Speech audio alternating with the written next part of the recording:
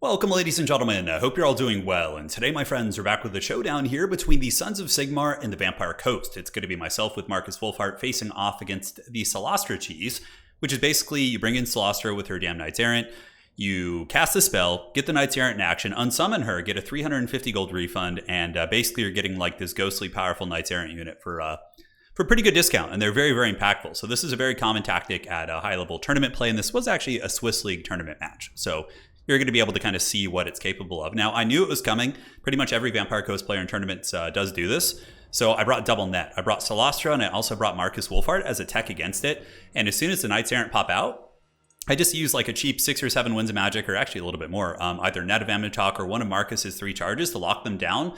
And it traps them for quite some time to the point where they just disintegrate and aren't really able to get a lot of value against you. So my entire build is basically designed to try and stop a backfield, pressure, and whether it be hounds or bats. So we got double Hellstorms, which will counter most of the Vampire Coast roster. Honestly, they do a great job, but they're very vulnerable to Scurvy Dogs and Fellbat. So that's why we have double nets, and on top of that, we have triple Pistoliers. So if a Fellbat tries to fly over, we ride under them and shoot them to pieces, and that's pretty much the jam. 2 Free Company Militia, 2 Spearmen, Nightcaster, and on the low ground, we do have an Empire Captain as well as some Swordsmen who are going to be trying to contest this objective. Now, for my opponent's army, it's going to be kind of more an aggressive coast army. He does have a combination of deckhand mobs, halberd mobs, handgun mobs, which are quite good against my cavalry and things like that. A couple units of animated hulks, which can, dominate most state troopers and also fight Empire heavy cav. So very aggressive, kind of less artillery-focused Vampire Coast build.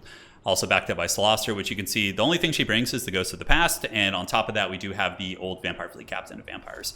So yeah, this is the real Lord of the Army, this Vampire Caster right here, which Marcus is certainly going to be trying to keep an eye on over the course of this game here.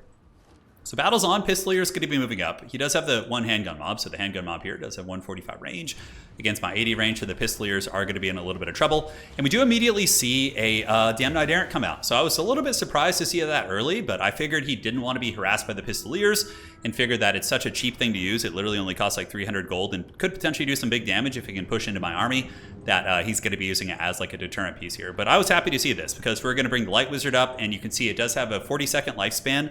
I think that's its first cycle, and then there's like a shorter lifespan afterwards, but you guys will hopefully get a chance to see what we can do here. So Net's coming down, and the artillery of Sigmar is going to be pounding some of these filthy zombies. So the firepower comes in, and we are going to be targeting the handgunners. And you see we get the lockdown here, but another good play from him. He summons in some pistol mobs behind my Pistoliers, which is going to be able to shoot them in Fellbats as well. But hey, if they're distracting, a fair amount of these units rather than them going after my Sunmaker and my artillery back there, I'm happy to see it.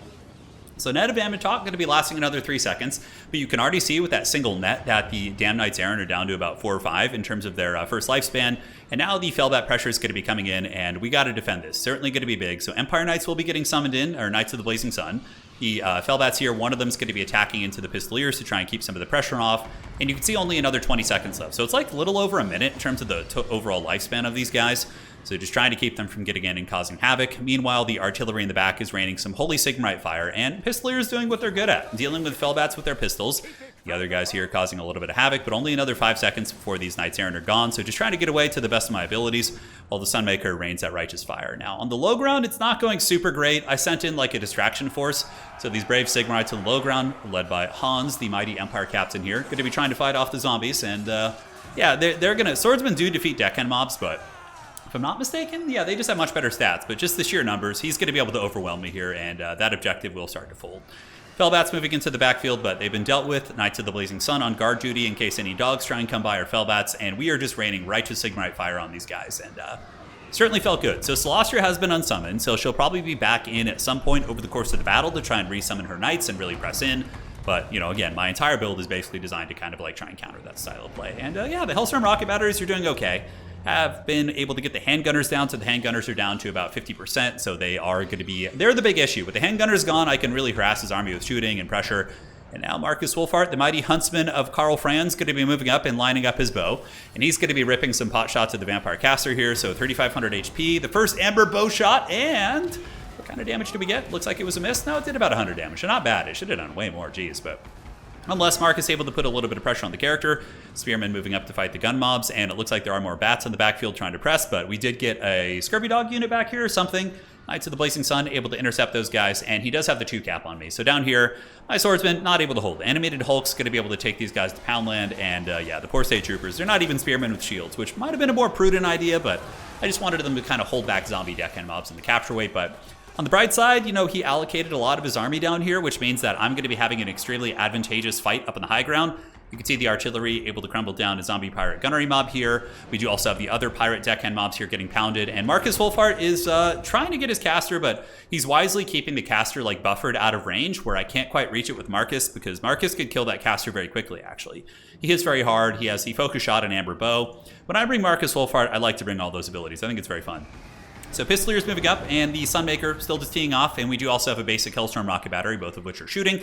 Swordsmen, State Troopers moving up. On this map, as the Empire, I really like to do a straight push, like right down the middle. Just go for 1 and 2 and kind of ignore the side objective. Now, it does give your opponent the home field advantage, but I think it's more conducive to the artillery strategy. So we do get a fellback coming out, and as soon as that's summoned, we use the nets, and you can see how the nets are being used for battlefield control to kind of deal with some of the skirmish units, while the Pistoliers do pretty good damage against light armor, and Fellbats have 0 armor, right? So they should go down pretty quickly. And the backfield, Knights of the Blazing Sun trying to hammer down these animated Hulks, but he does use an Invo and is able to kind of keep those guys topped off. And Markus Wolfhart has now gotten in range, so we're going to start shooting at the Vampire Fleet Captain, and the Celostra Cheese is out once again. So she's here, and we will have to deal with another Knights Errant, which is going to be problematic, but you know, it is what it is. We're going to keep trying to do what we can. Brave Vampire Captain Hans down here fighting tooth and nail to try and get this objective, but it looks like he could be in some danger. As the handgun mobs and halberds able to force back the last of my Sigmarites. Celostra going to be dropping that Knight summon, and I do have some Empire Knights, or excuse me, Zintler's Reichsguard. Got to put some respect on that name here, and they might be able to force it off. We'll have to see. So artillery still going, Pistoliers and Free Company Militia pressing up on the side, backed up by some Spearmen, who should be able to easily dominate these animated Hulks. And now we get the summon and the Celostra unsummoned, so the immediate refund and the Damn Knights Errant are out on the field, so they can certainly cause some havoc. Now, I don't know if I had any nets in position. We do use the Power Stone, and we're going to be kind of sweeping around trying to get a net on these bad boys. And the value lead is pretty big for us. He doesn't have too much healing. He's got a little bit with Invo. I think we've seen like 2 Invos this game, but I think this is a pretty substantial value lead. And the Vampire Captain here is getting destroyed by Markus with the Amber Bow, big shot. And now a focus shot's going to be coming up soon. If Markus Wolfhart can pop this caster, that's going to be a huge, huge win for us. As the artillery in the back gets its value, and I unsummon the Sunmaker, getting a pretty cost-effective refund for myself. Knights of the Blazing Sun, I know they worship a different god, but we're just going to say for Sigmar today because it's all in the family.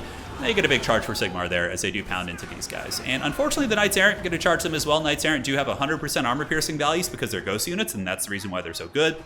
But I'm happy to have them here fighting my heavy cavalry instead of, like, you know, taking down squishier targets or artillery in the backfield. So we should be able to tank those guys. Zintler's Reichsguard coming in to help as we do get some grenade launchers coming in trying to finish off this Vampire Fleet Captain. But Markus Wolfhart has been really, really performing super well this game. He does miss that shot because she got knocked over, but the artillery continues. Grenades, getting a lot of work in there. Negative 13 leadership. The Foul Undead caster probably will go down, which is really going to be the straw that maybe breaks the camel's back here. As Mourngulls come in, Mourngulls not going to be super good against most of my units. Mourngulls are really weak against heavy cav shock charges because they only have 30 armor and they're designed against infantry and have terrible melee defense. Also very vulnerable against shooting, but they are good against state troopers. That's pretty much it. And yeah, it looks pretty low here. And the Shem's Burning Gaze with the steel chair from the Light Wizard. Banishing the heretical monsters here as the Knights Errant are gone. Celostra probably not going to be coming out again. The battlefield control looking very, very good for us here. As much of the Coast Army is just kind of camping on the slow ground objective. And that really was the big mistake. They should have came up here. Granted, if they do start making their way up here, I could probably net them and potentially get some Sunmaker and a Hellstorm rocket battery as they blob up and move. But yeah, he's just trying to fight for his home objective. And that is a very common tactic to leave like a reserve on the low ground here. But high ground's looking pretty bleak. And a 7,000 to 3,000 lead is pretty massive, especially considering that he doesn't have his caster. His leadership kit is a little bit low. And we got Pistoliers, would probably need to be on summit. Markus moving up. Guns on the way in, gunnery mobs, and the Sigmar Sons fighting valiantly on the point. These guys are great. Probably one of the better units on the roster. Empire, not really known for its like excellent infantry, but having something that's unbreakable with combat stats in the 40s and isn't terribly expensive is really, really nice in matchups like this. So they are able to fight off these guys and hold the Mourngulls at bay, leading to the crumbling of a couple of these units. Swordsmen on their way up, Light Wizard, Free Company Militia hustling up, as well as the Deathjacks. Deathjacks, I feel, are kind of an underrated unit. They do have the Vanguard, so you can kind of sneak them up on side points. Very similar to Huntsmen. Granted, they are like 50 or 100 cheaper than Huntsmen, but yeah, they do pretty well. And they do also have snipe, so if your opponent doesn't have like something close to them, they can shoot from stealth, and they would have to have like a scouting unit. On the side point here, I do see a pistol summon being summoned in, so I do get my Pistoliers in combat. They pretty much use all their ammo, so I was like, let's just use them as kind of a melee pushing unit. We got Silver Bullets, Hellstorm Rocket Battery back here, and more Spearmen. and the Vampire Coast Army, which is very slow. You can see they've been moving for a little while, at least some of these guys have, and they only have 23 movement speed, so much like Nurgle before some of the changes, and we get a really good foothold on this top objective here. So we can do a little bit of fast forwarding as more and more zombies do get in here. Markus Wolfhart going to be sitting back here, and now we do get the handgun mob coming out, and Vampire Coast might be able to kind of scrap back here if they're able to get some good handgun fire. And speaking of the devil, I make a massive misplay. My light wizard, I was going to go up in net, but I lost track of him. I was busy microing something else, and my opponent with a full chub is going to be lining up these shotgun mobs, and this light wizard's like, you know what, I've done well enough. I'm going to go back to Altdorf and chill now, as he just gets Shadow Realms and blasted, so that wizard is going to be in trouble. And I do just drop a net at the last second I saw it. I was like, whatever, let's just net him down and try and slow him. But losing my caster certainly gives my opponent a little bit more agency here, as now we see the handguns and deckhand mobs moving up to the high ground objective, and in the backfield, we summon in the Sunmaker again. Now, in Domination, I'm usually not the biggest fan of summoning out multiple waves of artillery. I find that it, they get their initial value, but bringing them in late game does give up a little bit of battlefield control. But when you're like ahead like this, it can be more of a win war piece where it's just kind of like putting the nail in the coffin as they try and like counter push you. So we're going to have to see how that unfolds. Free Company Militia. No mere Free Company Militia. The Sterling's Revenge. They got their pistols out, looking pretty awesome as they do rip shots into the back of the zombies here. The Death Jacks also over here as well. ROR Archers. And yeah, they're pretty great. I wonder about their like raw DPS. I feel like their raw DPS would probably be better against infantry units than like a standard Huntsman. But I don't know. Huntsman arguably could just be a better pick, because they're not that much more expensive, and they also have anti-large against like animated hulks and crabs and different things that you can encounter. So something that would require a little bit of testing for sure. But Deathjack should be able to shut him down. Markus Wolfhart in the neighborhood here, as we do see some zombies moving up from the high ground, and I do start to pressure the low ground as well. So we're going to be getting some Free Company Militia coming down here, and he is ahead on points. He had a double cap for quite some time, so he's got a little bit of time to work back with. And with healing taken into account, probably like 3 invocations we saw earlier, the value differential, I'm probably up by about 2,000 right now. So it's certainly a closer game than it looks. Granted, I do think I have a pretty substantial lead right now. So Sigmar Sun's moving in, going to be battling some of these zombies. Obviously, they've been studying some karate kicks and some taekwondo. I love that, like, one of the standard attack animations in this game, you just get this, like, super jacked dwarf with, like, plate armor. The dude's probably, like, I don't know how tall dwarfs are, but they have, like, a jumping kick attack. They choose to do that instead of using their hammers, but shotgun mob's actually able to shoot in melee a little bit. Some of the mechanics in this game are so strange. Like, sometimes it works, sometimes it doesn't. Classic Total War stuff. In the backfield, we do get Fellbats. They are going to be jumping on the Hellstorm rocket battery, and I don't really have any cav nearby to support this, so we're going to have to pay the troll toll. Granted, some spearmen might be able to move in and fend them off if there's a lapse in micro from my opponent, but we'll have to see. So in a little bit of danger of potentially losing this objective, as I only have 1 archer unit here. He's got a couple deckhand mobs moving over. And on the side point, though, it's going well for us. We have the Free Company Militia, which can run and shoot, blasting into the animated hulks, who are being defended by halberds, but they got pistolier support. And, there are times where pistoliers, I think, are better in some matchups compared to wagons. Wagons are really, really strong, but against Vampire Coast, I do feel like the prevalence of light armor and the fact that pistoliers can also dive artillery effectively, deal with things like Fellbats, and fight off scurvy dogs a little bit, I think makes them maybe a little bit of a better choice in this matchup. Wagons are good, but they're very vulnerable against like handgun mobs and carronades and things like that. But I think against Chaos factions, just with a lot of armor, the wagons are pretty much ubiquitously better, but hard to say. Grenade launchers on their way down. Free Company Militia still shooting. We have another pistolier unit coming in, so going to be trying to wrestle that objective up on the high ground here. Death Jacks are pulling back, and thankfully the State Troopers, who I sent across the map like 45 minutes ago, are going to be arriving soon. Markus Wolfhart doing his best, a little bit surrounded by zombies, not having the best time in the world. It looks like they did summon in a Carronade in the 4th quarter, which the value lead is closing. He's actually getting a lot of value here. When I threw my Lightcaster away, that was certainly a decent little momentum shift. Granted, not enough for him to get like a strong lead in this game. Because now we are in a position where we probably take this low ground objective. We have pistoliers, grenade launchers up on this point, and they're going to be, getting some Steel Faith and more importantly gunpowder here onto the faces of these zombie mobs as they are chased back into the Shadow Realm. Grenade launcher is really, really good. Hands down a top three Empire unit in multiplayer, in my opinion. Free Company Militia still fighting here. We do also have the Pistoliers still doing some good work, and they're quite excellent against the light units. High ground objective is being held. We have a lot of State Troopers here. We do manage to keep that value lead kind of even, but again, with healing taken into account, it's probably a little bit closer than you would think, but I still think we have like at least 1,500 at least. Side objective here, we see that. One thing we also have to remember about Undead is they take a lot of crumbling damage, which isn't factored into this. So I suppose with that being acknowledged, it's really not that close because a lot of its units probably have crumbled down. So at this point, probably going to be GG. We got State Troopers all over the place, spears. Markus Wolfhart's still alive. Sunmaker in the back is compromised, which felt pretty bad. It did shoot half of its ammo, and the Empire Knights were able to kind of salvage it, but he does manage to take that down. But Marcus getting broken. We got just so many state troopers everywhere, and the low ground objective is fully under our control with the unit of Knights of the Blazing Sun coming down and just crushing those guys. And now the Pistoliers and Knights of the Blazing Sun can move up to the high ground, which he does have control over. Marcus Wolfheart's going to pull back, but Vampire Coast is not a good faction at just like swarming objectives. They take their sweet time. You see some doggos getting in here, and another good utility of Marcus is for the cav charges. We net down the dogs here, and then the cav are able to come in and just get a huge lancing charge, which is going to just do massive damage. Empire Knights aren't really known for their shock damage. They have pretty low weapon strength and low charge bonus, but they are able to break down those scurvy dogs, which certainly feels pretty good. Looking around the battlefield, swordsmen on the route here. Maybe some zombies coming over here to press a little bit, but like I said, going to be GG. Not going to be any comeback for Coast, and he does realize this. So hopefully you guys enjoyed that. You know, the Celestra cheese is a very common thing. I think that he could have taken out Sunmaker and maybe changed the momentum of the game.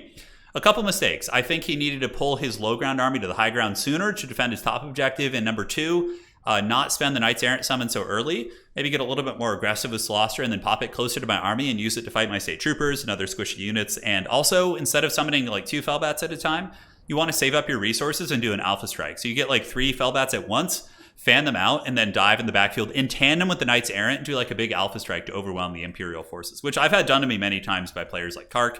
Kark, one of the originators of the Celestra thing. So yeah, scary stuff. Looking at the artillery, not crazy value, 1,800 on Sunmaker, just about paid for itself. Pistoliers did good, 500. Looks like 1,000 on this guy.